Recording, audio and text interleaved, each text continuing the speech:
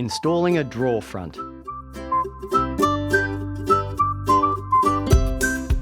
Before you can start to install your drawer front, set aside all the parts you're going to need.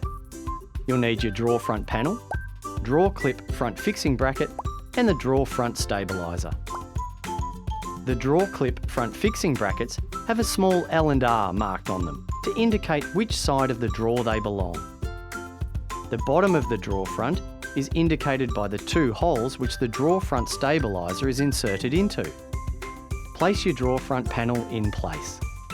The orientation of the drawer clips is determined by looking at the drawer from the front. Insert your left drawer clip into the holes provided, making sure that the foldable clip is facing towards the nearest side edge. Then screw into place. Be careful not to over-tighten. Repeat with the right side drawer clip.